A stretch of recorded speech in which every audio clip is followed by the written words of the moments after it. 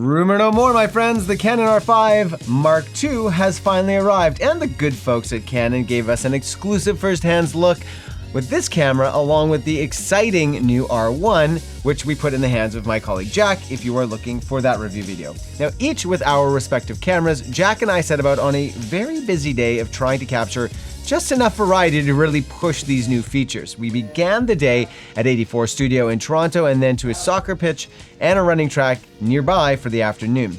A huge thank you first and foremost to our friend Ada, who is a dancer, athlete, and model, and handled everything we threw at her with grace in the very swampy, hot Toronto weather. The big story with both of these cameras is the new processing technology and how it affects every part of the camera system, but most notably the autofocus, which was hard to believe you could improve on what was already the industry leader in focus. I'm going to discuss all of my major observations in this video and really who this camera would be ideal for. This is, of course, just a first impressions video and not a comprehensive review, as we did only have one day with these cameras. Suffice it to say, if you are a working image maker, you're going to want to pay close attention to what this camera has to offer. Okay, without any further ado, here's the roundup. The R5 Mark II features major enhancements thanks to its new processor chain, making it the most powerful image processor system in the history of the Canon EOS program. The camera features a pre-processor, known as the Digic Accelerator, along with the Digic X processor, and a new 45 megapixel stacked sensor creating an accelerated capture, allowing for the capture of large volumes of data and analyzing it quickly. The accelerator also uses deep learning to tune the data flow, which results in a camera faster than the fastest gun in the West. The camera body is upgraded with a full-size HDMI, has improved cooling, better sensor stabilization, and a more powerful battery that is backwards compatible with older cameras. For video shooters, enhancements are aplenty, with internal 8K RAW now cranked up to 60p with proxy recording and more cinema picture options, pushing it closer to the R5C experience. All of this in a bag of chips makes the R5 Mark II likely the greatest working shooter's camera to date.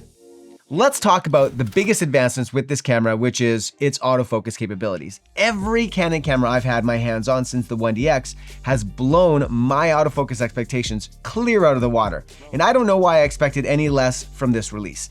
The elephant in the room here, of course, is that we didn't shoot anything that really stressed the autofocus system. So no racing bikes, no hockey games. But what I can tell you, however, is that if you haven't used a Canon camera in a while, it's easy to get used to the focus on other cameras. Like my recent review of the Panasonic GH7, which I was genuinely blown away by the autofocus improvements. But then you use new Canon tech and then everyone else's autofocus instantly feels so antiquated. The said focus improvement features on the R5 Mark II feature tracking advancements, which include cross-subject support, upper half of the body detection, and head area estimation. The processor has also been super tuned to 3 sports: soccer, volleyball, and basketball. Perhaps we will see more added in future firmware. The processor can handle advanced focus calculations up to 60 frames per second, and I can tell you that in all of the frames that I shot, I only had soft images when one of my lenses was accidentally clicked to manual focus.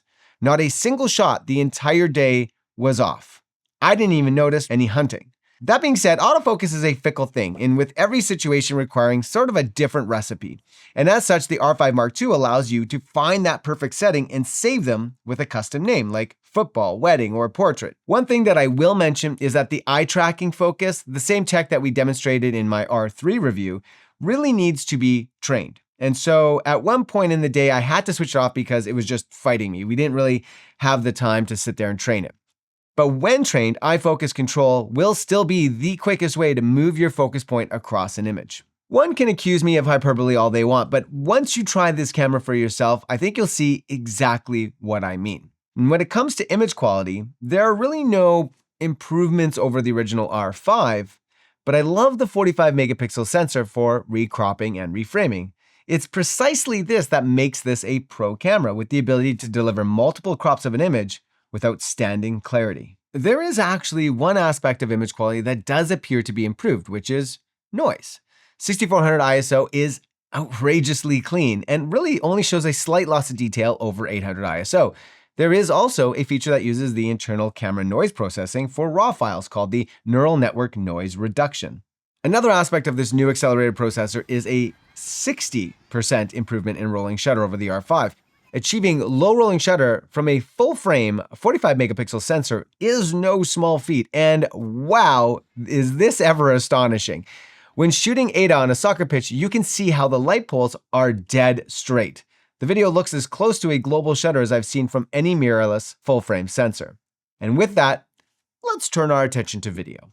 R5C owners may be tempted to swap out for the R5 Mark II, but I'd heed some caution in this respect. Yes, there are significant changes that move it closer to an R5C, but it's still very much a photo camera with a strong video feature set. Resolution-wise, we now have 8K RAW up to 60 frames per second. This isn't the full RAW, however, but more of a compressed RAW light. Still, I see very little issue with it in my sample footage. The Mark II also adds a 4K fine feature, which is downsampled from the 8K. Now, while it's not outrageously sharper, there is a noticeable clarity between the two, leaving the creative choice effectively in your hands. Sharp is not always better, and having the option certainly is appreciated. The camera's new cooling system builds on some of the criticism of the first model and adds an optional cooling grip. Here are the quick stats about running times with and without the external cooling grip.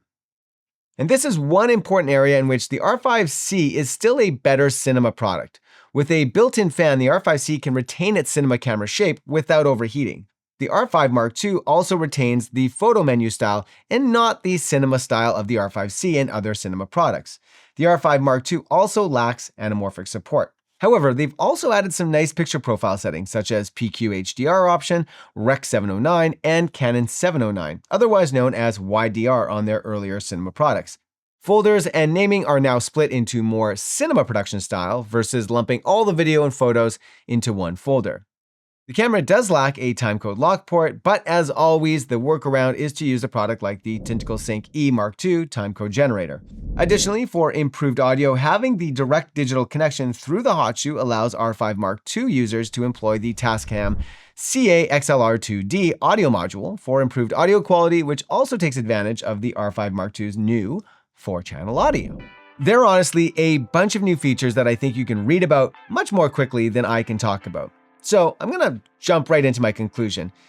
And after a day with this camera, my thoughts are simply this. While amateur or recreational image makers will undoubtedly love this camera, I find its best stride is when you ask the very most of it. To the date of publishing, it is the most powerful camera I have ever had in my hands. And if I was a commercial shooter with less demand for power and preferred image quality, I would still go for something like the 16-bit RAW from the Fujifilm medium format GFX 100S2. But that camera is incredibly slow in comparison to this, for all the obvious reasons. Certainly, for any high-paced sports shooter, the only other camera that I can really think that competes is the Nikon Z9, and still the R5 really pushes much further and much faster. For those creators who shoot a good deal more video than photo, I think the R5C is still a better option in my opinion. The R5C is still a cinema camera that moonlights as a photo camera, whereas the R5 Mark II is the reverse. I work hard in these videos to never be sort of hyperbolic or sycophantic to brands. I always try to be genuine in my enthusiasm and in my criticism. It is true that I love the Canon image, but I love the Fujifilm image more, and that is a personal preference. However, I feel rather unrestrained in how Canon continues to impress me with each new release.